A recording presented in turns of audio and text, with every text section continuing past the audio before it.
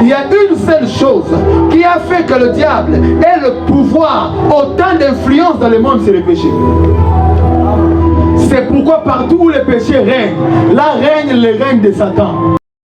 L'église aujourd'hui, c'est l'extension du royaume des cieux sur la terre. Nous sommes la représentation du ciel sur la terre. Tu dois comprendre que tu es la représentation du ciel sur la terre. Tel que tu es là, tu n'es pas n'importe qui. Tu es la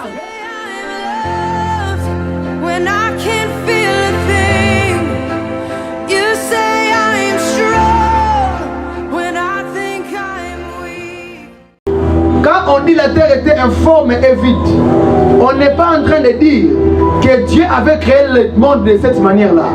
Mais on est plutôt en train de nous faire un état de lieu de ce qui s'était passé lorsque le diable avait quitté Dieu. C'est pourquoi j'appelle ça Genèse chapitre 0 verset 0. Ce que nous connaissons de la chute du diable, c'est dans le livre d'Ézéchiel, c'est dans le livre d'Ésaïe. Mais nous oublions que le livre de Genèse a aussi raconté la chute du diable, mais avec des côtes. Amen, amen. Lorsque la Bible dit qu'il y avait les ténèbres dans la surface de la Bible, on a compris avec vous ici que ces ténèbres-là, il ne s'agissait pas de l'obscurité ici. Parce que vous allez remarquer que la Bible dit l'Éternel sépara la lumière d'avec les ténèbres, chose qui n'existe pas. Parce que la lumière et le ténèbre ne se séparent pas, on ne les sépare pas. Si la lumière arrive, les ténèbres, oh, allez frère, si la lumière arrive, les ténèbres partent de soi-même. Amen, amen. Comme il est noir là-bas, si on allume la poule, les ténèbres vont partir de soi-même. Donc ça n'a pas de sens de dire que l'Éternel a séparé la lumière d'avec les ténèbres. Ça veut dire que les ténèbres là et la lumière là n'étaient pas encore l'obscurité physique et la lumière physique, mais c'était des images, c'était des codes, des énigmes selon le langage biblique qui veut expliquer une autre réalité. Amen, amen.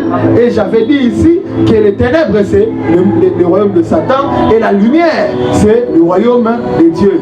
Ainsi, puisqu'il s'agit du royaume de Dieu et du royaume de Satan, c'est pourquoi Dieu a dit la Bible déclare que Dieu sépara la lumière d'avec les ténèbres. Mais les jours où Dieu a fait le soleil, la lune et les étoiles, il n'a pas séparé les ténèbres avec la lune ou les ténèbres avec le soleil. Parce que l'obscurité physique fouille la lumière physique de soi-même. Mais lorsque tu as la lumière, amen, amen, lorsque tu as la lumière spirituelle et les ténèbres spirituelles ne se fouillent pas automatiquement. Il y a un travail qu'on fait, le travail de séparation. C'est pourquoi tu vas remarquer que nous avons reçu le pouvoir de chasser les démons. Pourquoi nous chassons les démons? Parce que pourquoi nous chassons les démons? Pourquoi nous chassons les démons? Parce que frère, sois attentif, hein? Faut pas, sois attentif. Pourquoi nous avons reçu le pouvoir? Pourquoi nous avons reçu le pouvoir de chasser les démons? Pourquoi nous chassons les démons? Parce que les démons, c'est le royaume des ténèbres. Nous sommes le royaume de la lumière. Pourquoi lorsqu'il y a les démons, quand tu arrives, les démons ne partent pas tout automatiquement? Il peut y arriver, les démons partent. Mais il peut aussi arriver que les démons sont là. Ainsi, Jésus nous a donné le pouvoir de faire quoi? De chasser les démons. Le fait de chasser les démons, c'est aussi d'une manière de séparer la lumière d'avec les ténèbres. Amen, amen. La sanctification. Est-ce que je peux vous dire une chose? La sanctification, qui est une œuvre qui consiste à se purifier du mal. Pourquoi on se purifie du mal? Parce que nous sommes là, la lumière. Le mal là, c'est quoi? Les ténèbres.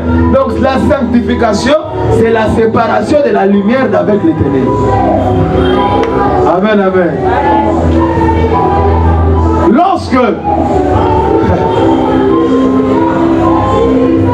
nous nous purifions des péchés, nous évitons le mal. Nous sommes en train de nous séparer de la lumière, de ténèbres, nous qui sommes la lumière.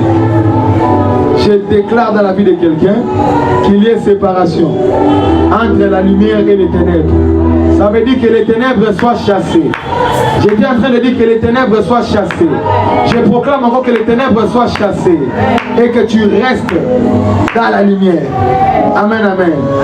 Alors j'étais en train de dire ici que les royaumes de ténèbres avaient reçu avaient tellement travaillé que les royaumes de ténèbres avaient eu beaucoup d'avantages sur la lumière.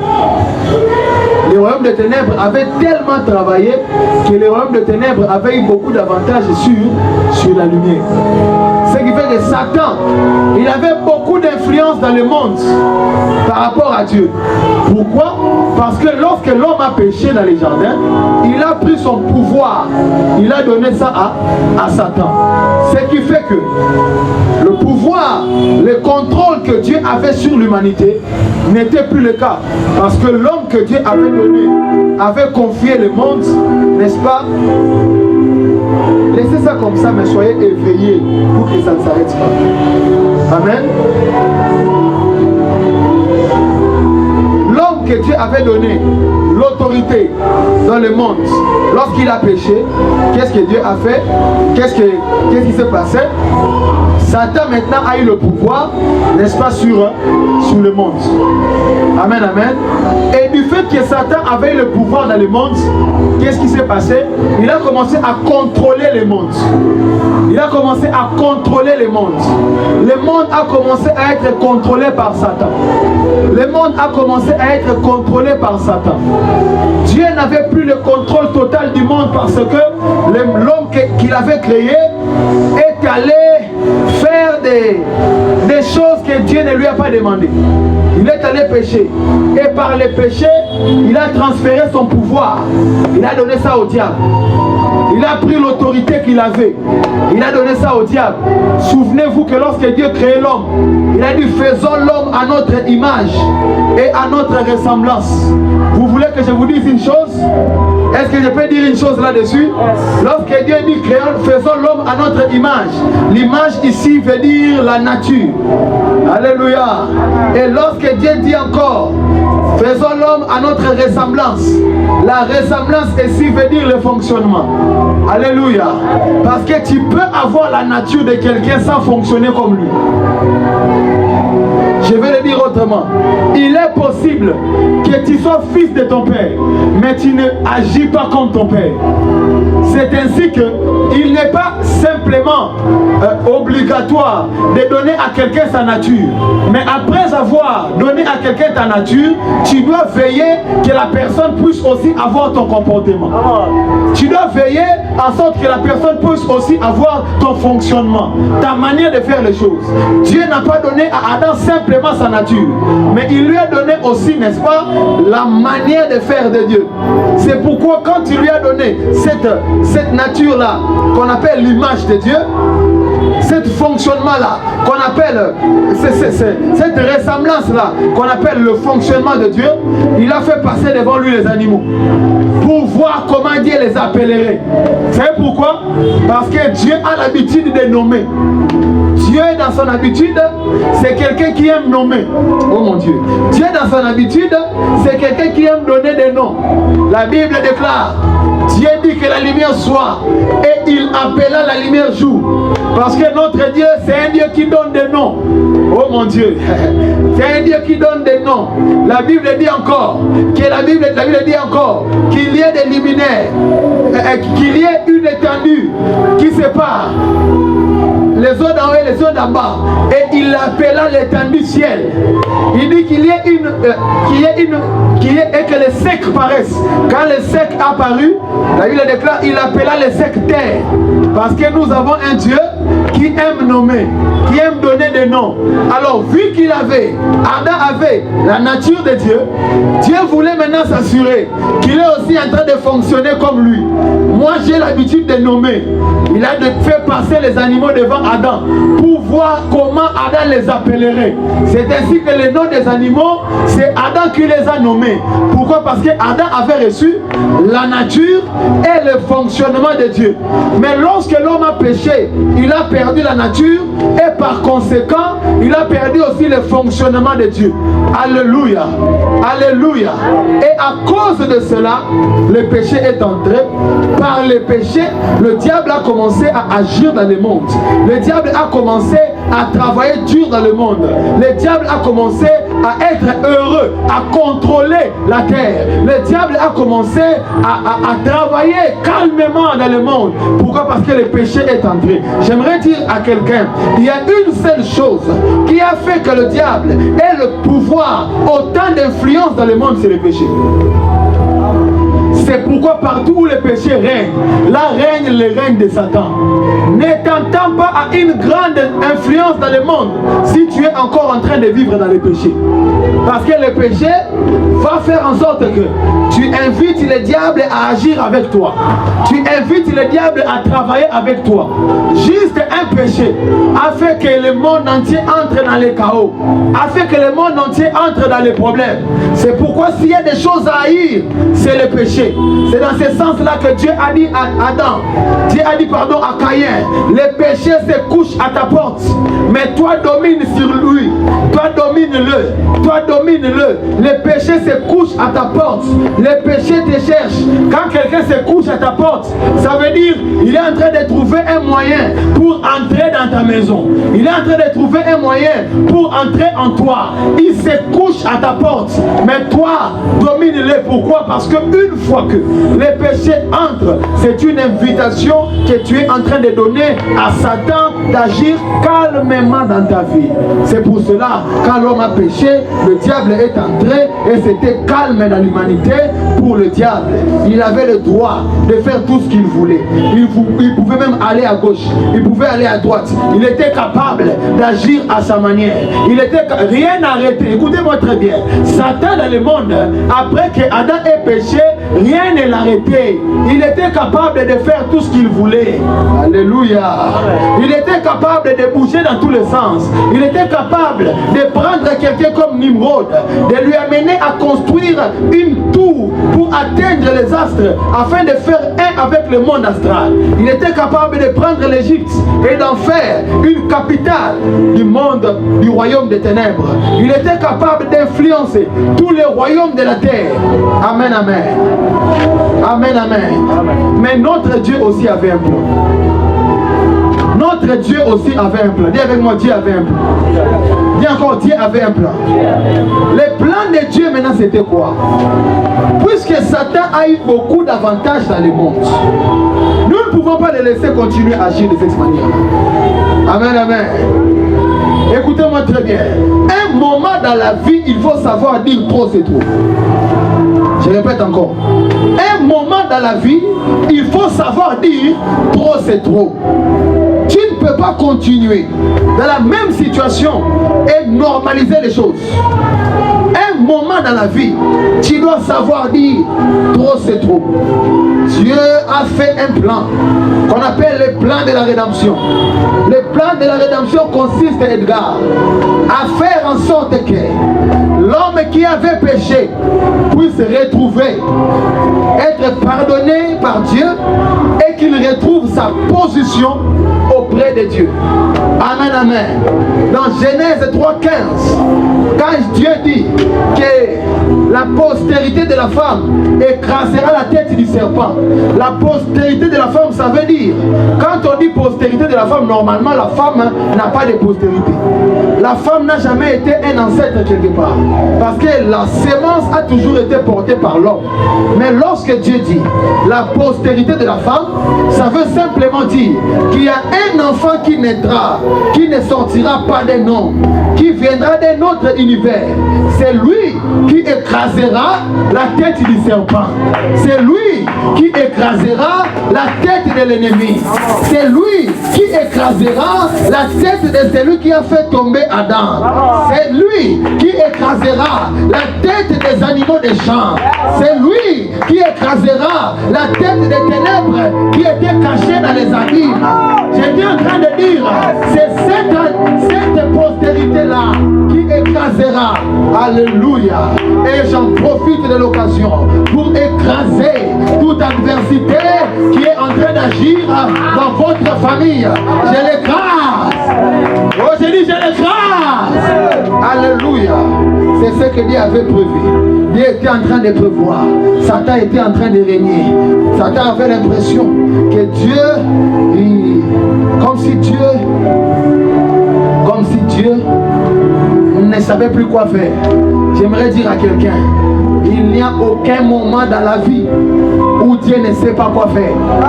Aïe, aïe, aïe, aïe, aïe, aïe, aïe, aïe, aïe, aïe. Je ne sais pas à qui je parle. J'étais en train de dire, il n'y a aucun moment dans la vie où Dieu manque les choses à faire. Je te dis qu'il n'y a aucun moment dans la vie où Dieu se pose des questions. Dieu ne se pose jamais de questions. Je vais le dire autrement. Dieu ne s'inquiète pas.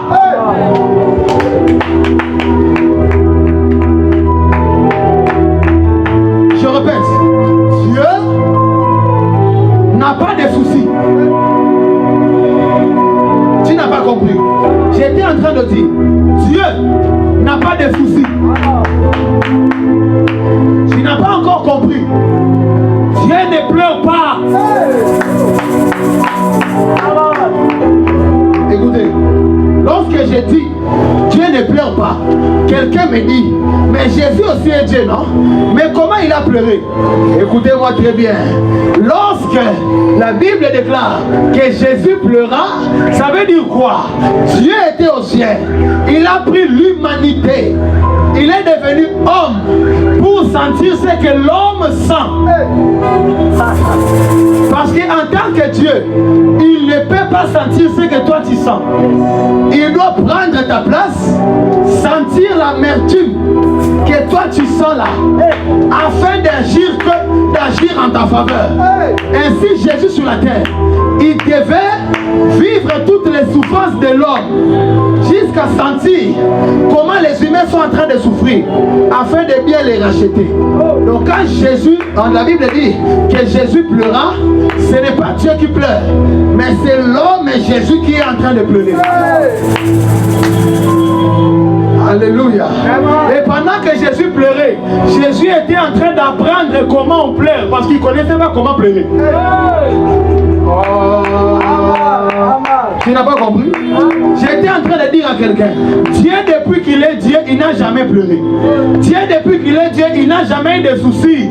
Dieu depuis qu'il est Dieu, il n'a jamais eu peur.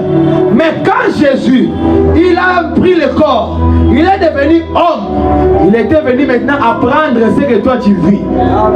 Ici, c'est ce qu'on appelle l'échange. Dis avec moi échange.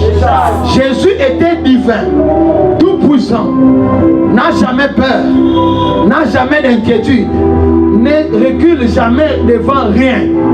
Maintenant, il a pris cette dimension-là, il a laissé ça. Il a laissé ça. Il est allé de l'autre côté, afin que toi maintenant, qui était de ce côté, qui a toujours eu peur, qui a toujours été inquiet, qui est toujours dans les soucis, Jésus a quitté ça. Il a pris ta place. Il a pris ta place. Il a pris ta place. Il a pris ta place. Tu comprends de quoi je parle? Il a pris ta place. Ainsi, quand Jésus a pris ta place, papa, quand Jésus a pris ta place, qu'est-ce qui se passe? Parce que lui, suivez-moi bien, il y avait moi deux camps. Il y avait moi deux camps. Il y avait deux camps. Il y avait la divinité et l'humanité. Dis avec moi la divinité, l'humanité. Dieu, Jésus, il était dans la divinité. Il est Dieu. Ne soyez pas distrait, regardez ici. Il est Dieu. Il n'a jamais peur. Il n'est jamais dans les soucis. Mais il a pris cette dimension-là. La Bible déclare qu'il s'est dépouillé. Quand on dit il s'est dépouillé, ça veut dire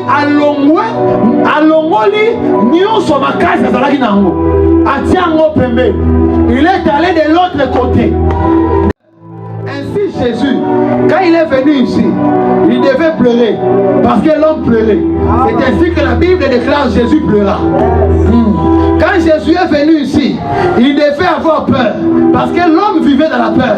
Ainsi à Gethsemane, la Bible déclare il eut peur. Aïe aïe aïe aïe. Aïe aïe aïe aïe. Lorsqu'il était venu ici, il devait souffrir parce que l'homme était en train de souffrir.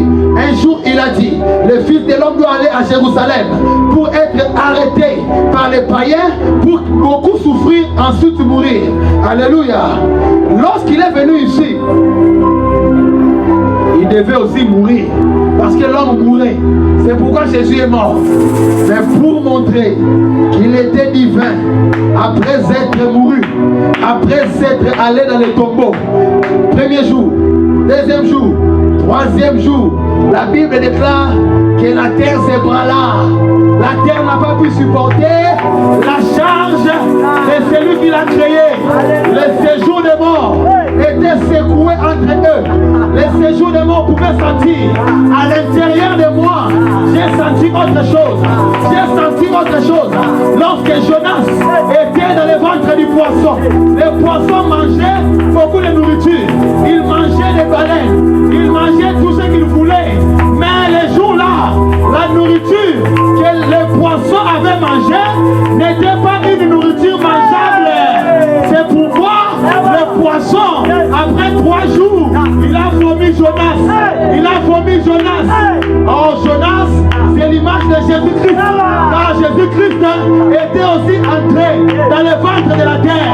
Le premier jour, le deuxième jour, le troisième jour, la terre a vomi Jésus.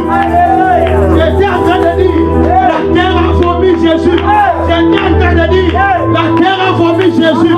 Je proclame dans la vie de quelqu'un qui est dans les problèmes, qui est dans les situations difficiles, qui est dans les angoisses, les problèmes vont se vomir.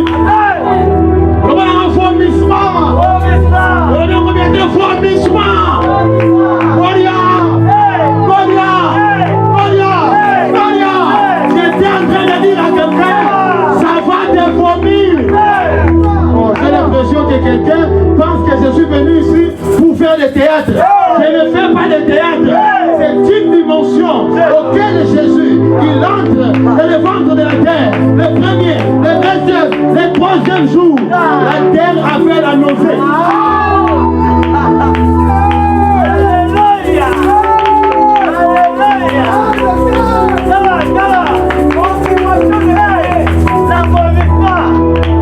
Écoutez, la terre avalait des choses. Est-ce que vous savez que du temps de Moïse, il y a des gens qui ont été engloutis par la terre. Et la terre n'avait jamais eu de nausée. Un jour, un homme qu'on appelle Moïse est mort. Dieu lui-même l'a enterré. J'ai pensé que parce que Dieu a enterré Moïse, la terre ne va pas supporter. La terre l'a avalé. Et la terre l'a bien digéré. J'aimerais te dire une chose. La terre aussi a un ventre. Oui, oui. Jésus-Christ a dit, de la même manière que Jonas fit 3 jours et 3 nuits dans le ventre du poisson, le Fils de l'homme aussi fera 3 jours dans le ventre de la terre. Bon, pour t'enrichir, les problèmes que tu as là a aussi un ventre. Les jours où tu te retrouves coincé dans la vie, tu vas comme ça, il n'y a pas de moyen. Tu vas comme ça, il n'y a pas moyen. Reculant, il n'y a pas moyen. Bah, il n'y a pas moyen. Ça veut dire que tu es dans le ventre du problème. Or, là où tu te retrouves coincé dans le ventre, il y a une seule solution, c'est le vomissement. Je proclame de manière apostolique que le vomissement est arrivé. J'ai dit, le vomissement est arrivé. Je suis en train de voir une soeur auquel le célibat va le vomir. Je vois un frère, le chômage est sur le point de te vomir. Écoutez-moi, depuis que j'ai eu cette révélation du vomissement, je commence maintenant à être heureux d'être coincé. Oui, j'aime ça. J'aime là où on me coince. Parce que quand on me coince, la solution de Dieu, c'est le vomissement. Tu te retrouves dans une église, tu te retrouves dans un quartier, tu te retrouves dans une famille ou dans une maison où on te coince. On te coince. Écoutez-moi très bien. Ce qu'il faut faire, c'est de créer le vomissement. Le vomissement. Mais avant le vomissement, il y a une chose qu'on appelle la nausée. Est-ce que je peux dire? Je vais prêcher le soir. Avant de vomir, il y a une chose qu'on appelle, qui arrive avant le vomissement. De la même manière que les éclairs précèdent la pluie. Parce qu'il est écrit, demandez à l'Éternel la pluie et l'Éternel enverra les éclairs. Quand il demande la pluie à Dieu, Dieu n'envoie pas la pluie, il envoie les signes qui annoncent la pluie. C'est pourquoi Élie était en train de prier pour qu'il y ait la pluie. Il n'y avait pas de pluie, mais il a vu une nuage en forme d'une main. Élie était heureux. Parce que quand la pluie ne vient pas et que la nuage apparaît, c'est déjà l'image de la pluie. Il y a toujours un signe qui annonce quelque chose. Le vomissement aussi est annoncé par quelque chose. De la même manière que Jean a précédé Jésus, Jean est venu préparer la venue de Jésus. De la même manière, il y a quelque chose qui doit préparer la venue du vomissement. Alléluia. Et la chose en question s'appelle la nausée. Ça s'appelle la nausée. Quand tu as la nausée, tu vas commencer tu vas commencer à sentir, j'ai l'impression qu'il y a quelque chose en moi que je dois libérer. Je dois libérer. La terre avait la nausée. Mais attention, avant de vomir, la chose qui te coince là, qui te met mal à l'aise, tu ne vomis pas d'abord la chose en question. Tu commences par vomir d'autres choses. La salive, tu peux vomir d'autres histoires. Mais tu ne seras pas toujours satisfait. Jusqu'à ce que tu vas vomir ce qui te dérange. La terre avait la nausée. C'est pourquoi c'est le aïe aïe aïe aïe aïe. Tu comprends ce que je veux dire? Aïe aïe aïe aïe. Il y avait quoi le royaume et ses apôtres. J'étais en train de dire, la terre avait la nausée. Maintenant, la terre qui avait la nausée là ne peut pas vomir directement la chose qui lui donne la nausée. Il doit vomir d'abord la salive, donner d'abord des choses. C'est pourquoi la Bible dit, le jour où Jésus est mort, il y avait directement l'obscurité dans toute la terre. Et la Bible dit, on a vu des gens qui sont morts à Jérusalem il y a longtemps. Ils sont sortis. Ils sont sortis. C'est le signe de la nausée. Les signes de la nausée. Les morts sont sortis. Les choses que la terre a fait avaler il y a longtemps. À cause de la nausée que Jésus avait créée. La terre a vomi. Mais la terre n'était toujours pas satisfaite. La terre n'était toujours pas satisfaite. Parce que quand tu vomis les salives, tu n'es pas content. Tu dois vomir la chose qui te fait vomir. Qui te fait la nausée là. La nausée continuait le premier jour. Le deuxième jour, il y avait Pilate. Il y avait les gens là. Il avait dit qu'il va ressusciter. Allez dans la tombe là.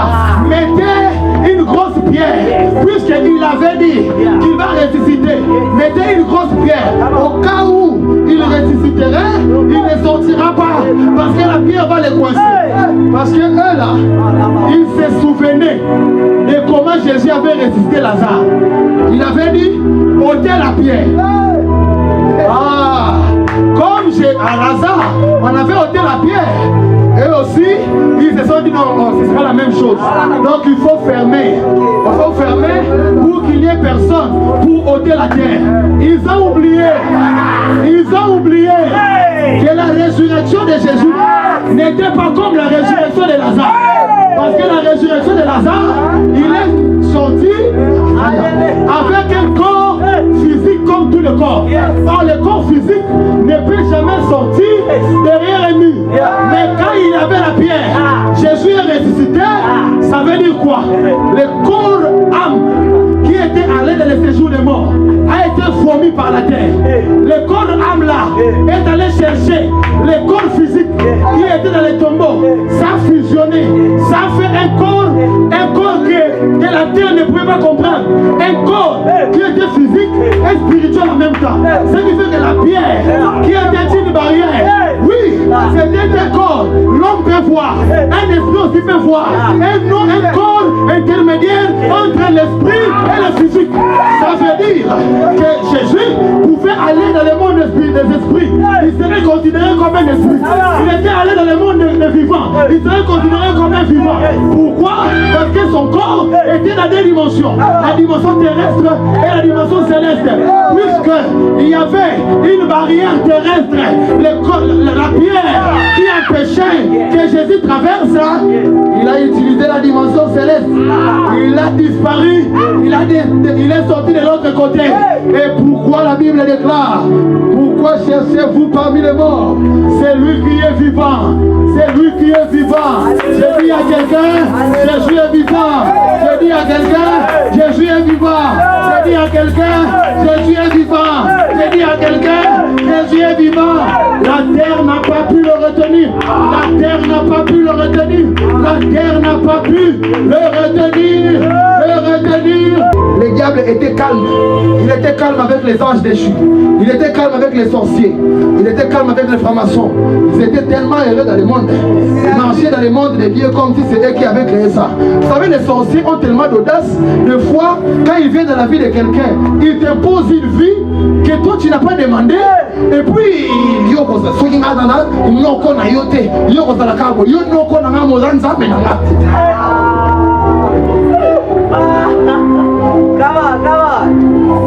tata moi aussi, mais aux autres papa, Zambia Nicolote. J'ai dit à quelqu'un, n'accepte jamais qu'on t'impose une vie, même si c'est qui, mais qu'il n'y ait aucune chose qui t'impose une vie. Le diable était heureux. Le diable était heureux.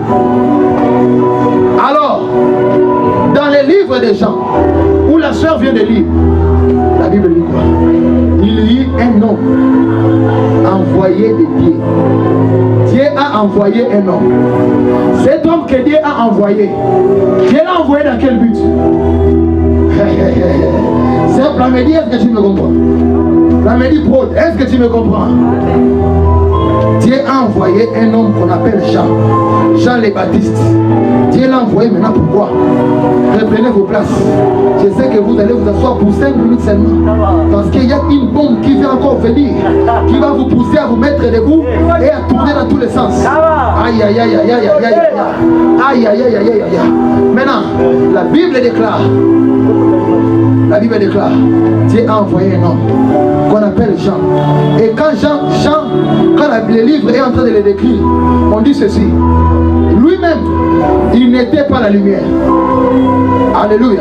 Cet homme-là, lui, il n'était pas la lumière. Parce que le problème qu'il y a, c'est quoi? Un royaume régnait déjà dans le monde. Ces royaumes-là, on appelle ça les royaumes des ténèbres. Il fallait maintenant que les royaumes de la lumière viennent pour, n'est-ce pas, compétir avec ce royaume-là, les ténèbres. Maintenant, on a envoyé un homme qu'on appelle Jean-Baptiste. Jean-Baptiste est venu. La Bible déclare, il est venu pour rendre témoignage de la lumière. Pour rendre témoignage de la lumière. Donc Jean était comme un émissaire. Il était comme quelqu'un, un éclaireur qu'on a envoyé, que le royaume de la lumière a envoyé pour que voir ce qui se passe sur la terre et commencer à préparer la venue, n'est-ce pas, du royaume de Dieu. Jean-Baptiste est venu. Matthieu 4, la prédication de Jean-Baptiste était quoi? Repentez-vous. Dans le livre dans le livre des français courants, on dit changer de comportement. Repentez-vous. Dans les français courants, on dit changer de comportement. Pourquoi? Parce que le royaume des cieux est proche. Jean était venu pour préparer le royaume des cieux.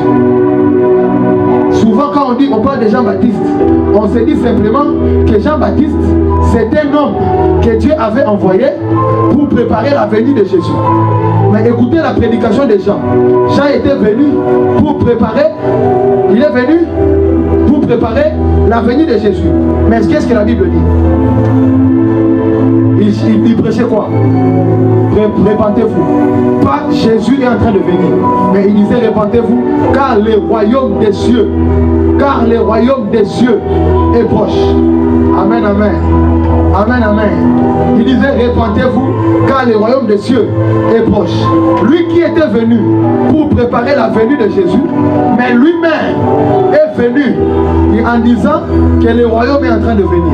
Ça veut dire, par la prédication des gens ici, nous comprenons que Jean-Baptiste, par Jean-Baptiste, que la venue de Jésus sur la terre n'était pas que pour venir sauver l'homme qui avait péché, mais c'était aussi pour bâtir, établir le royaume des cieux sur la terre. Parce que Dieu régnait au ciel. Là-bas, il avait son royaume. Sur la terre, c'est le diable qui régnait. Alors, Dieu maintenant voulait renverser la vapeur. Ainsi, il a envoyé Jean-Baptiste pour préparer la venue de Jésus. Et quand Jésus arrive, dans le livre toujours de Matthieu, Jésus prêchait quoi? Jésus disait, répentez-vous car le royaume est proche. Français courant dit, car le royaume s'est approché. Ou car le royaume de Dieu est là. Ça veut dire la venue de Jésus sur la terre n'était pas que pour venir mourir sur la croix. Mais la venue de Jésus sur la terre, c'était pour établir, n'est-ce pas, le royaume des cieux sur la terre. C'est pourquoi vous allez remarquer que Jésus a fait 3 ans. Pourquoi il a fait 3 ans? Parce qu'il était en train de prêcher l'évangile du royaume. Jésus était en train de prêcher l'évangile du royaume. Il a fait 3 ans de ministère en train de prêcher l'évangile du royaume. Ça veut dire quoi? Lorsqu'on croit en Jésus, on n'a simplement pas cru en un homme. On n'a simplement pas cru en Jésus. Mais on a aussi été enrôlé comme citoyen du royaume des cieux. Alléluia. Parce que Jésus, il est venu sur la terre pour établir le royaume des cieux. Ainsi, quand Christ arrive sur la terre, le royaume des cieux est établi. C'est pourquoi Jean disait, le royaume des cieux est proche. Mais Jésus disait, le royaume des cieux est là. Le royaume des cieux s'est approché. On lui a dit, toi, tu fais des miracles par des Belzéboul. Il a dit, si c'est que je fais, je le fais par Belzéboul. Le royaume des ténèbres est divisé. Mais il a dit, si c'est que j'ai fait, je l'ai fait par les doigts de Dieu, alors sachez que le royaume des cieux est parmi vous. Ça veut dire que le royaume des cieux était toujours au ciel. Dieu régnait seulement au ciel. Sur la terre, Satan, à cause du péché, était en train de faire la loi. Mais Dieu a envoyé Jésus. Et le but de Jésus sur la terre n'est pas que de pardonner les péchés de l'homme et que l'homme appartienne à Dieu. Mais c'était aussi d'établir les royaumes des cieux, mais sur la terre. Les royaumes des cieux, mais sur la terre. Je vous ai dit qu'il y a eu plusieurs royaumes. Le royaume de Babylone, l'Égypte, le royaume des Javans qu'on appelle la Grèce, le royaume de l'Empire romain. Mais tous ces royaumes étaient des royaumes de la terre. Mais Jésus est venu sur la terre pour établir le royaume des cieux sur la terre. Ainsi, si l'Égypte était l'extension du royaume des ténèbres sur la terre, l'Église aujourd'hui, c'est l'extension du royaume des cieux sur la terre. Nous sommes la représentation du ciel sur la terre. Tu dois comprendre que tu es la représentation du ciel sur la terre. Tel que tu es là, tu n'es pas n'importe qui. Tu es la représentation du ciel sur la terre. Ça veut dire quoi? Si on cherche le ciel sur la terre, on ne cherchera pas un ange, on ne cherchera pas un chérubin, on ne cherchera pas un archange, on ne cherchera pas, n'est-ce pas, je ne sais pas moi, un chérubin ou quoi. On ne cherchera même pas le Saint-Esprit. On cherchera toi, parce que c'est toi qui es le représentant du royaume des cieux sur la terre. Il faut que l'Église le comprenne. Nous ne sommes pas n'importe qui. Nous sommes les fils du royaume. Je répète, nous sommes les fils du royaume. Je répète encore, nous sommes les fils du royaume. Qui comprend de quoi je parle? Qui comprend de quoi je parle? À partir d'aujourd'hui, ne te regarde plus comme un homme normal. Tu es la délégation du royaume sur la terre. Tu es fils du royaume. Tu es fils du royaume. Je dis à quelqu'un, tu es fils du royaume. Je répète encore, tu es fils du royaume. Il y a le royaume des ténèbres qui agit. Mais aujourd'hui, les ténèbres a un problème. Parce que Dieu aussi a mis en place un royaume qu'on appelle le royaume de la lumière. Appelé aussi le royaume des cieux. Et c'est l'Église qui représente le royaume des cieux sur la terre. Comprenez avec moi que vous ne devez pas vous minimiser. Vous ne devez pas vous regarder comme n'importe comment. Vous êtes précieux. Vous êtes précieux. L'apôtre Paul dit, nous faisons donc fonction d'ambassadeur. D'ambassadeur du royaume des cieux. D'ambassadeur du royaume des cieux. Et car tu es ambassadeur. Amen. Aïe, aïe, aïe, aïe, aïe, aïe, aïe. Toi, je te dis, tu es ambassadeur. J'ai dit, comme tu es là, tu es un émissaire. Tu es un émissaire. Tu es un ambassadeur. Tu es un ambassadeur. Dis avec moi le royaume. Et ses apôtres. Dis avec moi les apôtres du royaume. Je vais maintenant expliquer les apôtres du royaume. Pourquoi on dit apôtre? Un apôtre, c'est quelqu'un qu'on a envoyé en mission quelque part. Quand on dit quelqu'un est un apôtre, c'est quelqu'un qu'on a envoyé en mission pour représenter le royaume quelque part. Un ambassadeur des États-Unis sur la RDC, il est l'apôtre des États-Unis sur la RDC. Parce que l'apôtre, c'est celui qui représente un royaume lointain quelque part. Ainsi, quand on dit le royaume et ses apôtres, nous sommes juste en train de dire le royaume de Dieu et ses représentants. Tu es représentant du royaume. J'ai dit tu es représentant du royaume. J'ai dit tu es représentant du royaume. Tu es représentant du royaume. Oh mon Dieu. Quand Jésus prêchait, il prêchait la culture du royaume sur la terre. Parce que le diable avait fait que les gens puissent seulement faire le mal. Parce que, dites-moi de la science. Viens avec moi la science. Viens encore la science. Il y avait une seule science, c'est la science du bien que Dieu avait créée. Mais le diable est venu avec une contrefaçon du bien. Une autre science qu'on appelle le mal. Le mal n'est pas une science en réalité, mais le mal est une contrefaçon de la science qu'on appelle le bien. Alléluia. Le diable ne crée pas, le diable imite, le diable fait la contrefaçon. Qui comprend de quoi je parle? Ainsi, la culture du bien avait quitté le monde. Les gens ont commencé à vivre dans les péchés. Les gens se sont plus de faire l'homosexualité. Les gens à Sodome et Gomorrhe, au point que Dieu a dit le mal, le cri de Sodome. Le mal de Sodome est arrivé jusqu'à mes oreilles. Dieu était en train de faire autre chose. Dieu pouvait même se concentrer à regarder les planètes. Mais vous regardez comme ça, il y a des choses qui arrivent. En tout cas, Seigneur, il y a Gabriel qui arrive. En tout cas, Adonai, le mal de Sodome est arrivé à un niveau très élevé. C'est trop. Genèse chapitre 6. Les mal des hommes sont arrivés jusqu'aux oreilles de Dieu, au point qu'ils étaient compliqués. Pourquoi? Parce que les ténèbres étaient en train d'agir. Ainsi, le diable avait beaucoup d'avantages à cause de ses émissaires. Jésus, quand Jésus prêchait, répentez-vous, le royaume des cieux est proche. Là, il n'était pas évangélique, mais il était apostolique. Parce que l'évangélique, c'est celui qui fait croire aux gens la personne de Jésus. Quand je te présente Jésus, je suis évangélique. Mais quand je t'amène la notion du royaume, je suis apostolique. Aïe. Les évangélistes sont les représentants de Jésus. Les apôtres sont les représentants du royaume. Parce que Jésus n'est pas venu sur la terre rien que pour Jésus. Mais Jésus est venu sur la terre pour répertorier la notion du royaume. C'est pourquoi l'église passera, mais le royaume ne passera pas. Tu comprends de quoi je parle? La notion église restera à côté. C'est pourquoi même dans le livre d'Apocalypse, qui parle de la fin des temps, on ne cite pas beaucoup le nom de l'église. Alléluia. On dit église seulement quand on parle des choses de la terre. Mais des choses et des futurs, on ne parle pas d'église. On dit seulement épouse du Seigneur.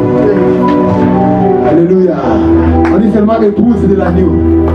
Pourquoi? Parce que la notion de l'église va s'arrêter. Nous entrerons maintenant dans la notion du royaume. Aujourd'hui, cette notion, c'est le royaume et le royaume des cieux qui est venu s'établir sur la terre. Mais un jour, pourquoi c'est le royaume des cieux? Parce que le royaume des cieux avait établi un représentant sur la terre. Ce représentant s'appelait Adam. Adam a péché, il a légué le pouvoir à Satan. Et Satan a commencé à régner sur la terre. Et Jésus est venu, il a redonné le pouvoir à l'homme qui croit en lui. Et il a constitué ce qu'on appelle le royaume des cieux. Alléluia. Il a constitué le royaume des cieux. Mais le royaume des cieux n'a pas encore le total pouvoir aujourd'hui. Parce que Satan est encore en train d'agir dans le monde. Amen, amen.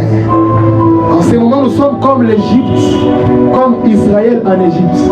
Un monde dans un monde. Nous sommes comme les enfants d'Israël en Égypte. Est-ce que vous savez que le pays d'Israël n'est pas né dans le pays d'Israël? Le pays d'Israël est né dans le pays d'Égypte.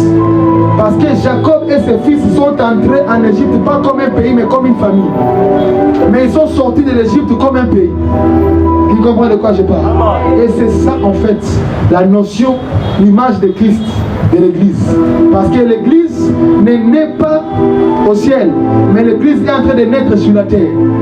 La terre qui a été déjà déchue. Et lorsque la terre va passer, il y aura une nouvelle terre et de nouveaux cieux. Il y aura ce qu'on appelle la nouvelle Jérusalem. C'est là maintenant que le royaume de Christ va s'établir sur la terre. Et ça ne sera plus le royaume des cieux comme tel, mais ça sera comme avant. Pour vous dire la vérité, Satan ne gouvernait pas le ciel, Satan gouvernait la terre. Ça va bien? Oh non, Satan était au ciel, Dieu l'a jeté. Attention. Satan, lors de sa rébellion, qu'est-ce qu'il a dit? Il a dit, je monterai au ciel. Je m'assiérai dans la montagne de l'assemblée. Et je serai semblable au très haut. S'il était déjà au ciel, comment il va dire je monterai au ciel? Ça veut dire que le royaume de Satan, il était en train de gouverner ici-bas. Car le monde que nous connaissons, le monde d'Adam, n'est pas le premier monde à exister. La terre existait déjà. C'est pourquoi tu vas remarquer que lorsque, ne me lapidez pas, ne me lapidez pas. C'est pourquoi tu vas remarquer que lorsque Dieu est en train de créer, il crée, mais il n'a jamais créé l'eau. Vous avez déjà vu là où Dieu a créé l'eau? On dit seulement au commencement, Dieu créait le ciel et la terre. La terre était informe et vide. Il y avait l'esprit de Dieu dans la surface des eaux. Quand est-ce que Dieu a créé les eaux? Les eaux existaient déjà. Ça veut dire qu'il y avait une dimension des choses qui se faisaient avant que Adam arrive. Pourquoi Satan est trop jaloux de l'homme, mais il n'est pas trop jaloux de Michael et de Gabriel là-bas? Pourquoi? Parce que le rôle que Adam joue, c'est le rôle que Satan était en train de jouer. Parce que Lucifer, il était établi dans les régions ici. Mais la différence maintenant c'est quoi? Le ciel et la terre ne faisaient qu'un. Il n'y avait pas de barrière. C'est pourquoi vous allez remarquer quand Dieu était en train de créer, la Bible a dit quoi? Qu'il y ait une étendue qui sépare les eaux d'avec les eaux. Les eaux d'en bas avec les eaux d'en haut. Et Dieu appela l'étendue ciel. Ça veut dire l'atmosphère qu'il y a ici, qui a séparé l'univers d'en haut et d'en bas, n'y était pas avant. Il y avait libre accès de ceux qui sont sur la terre pour atteindre le ciel. C'est ainsi que le diable, la Bible déclare, tu t'es enorgueilli, tu t'es rendu, tu as levé ton ego à cause de la grandeur de ton commerce. Car il était capable d'aller, d'aller. Un jour, je vous parlerai de ces choses à profondeur. Amen, amen. Ainsi, lorsque Dieu a créé l'homme, pour ne pas que l'homme revienne dans ce que le diable avait fait, Dieu a mis beaucoup de barrières à l'homme. C'est pourquoi tu vas remarquer que Satan a beaucoup de pouvoir que Adam n'avait pas. Parce que Dieu ne voulait pas que le scénario là qui s'était passé revienne encore. Amen, amen. Alléluia. Ici, quand l'homme a péché, Dieu a envoyé maintenant la notion du royaume. Frères et sœurs, retenez une chose. Vous êtes les représentants du royaume sur la terre.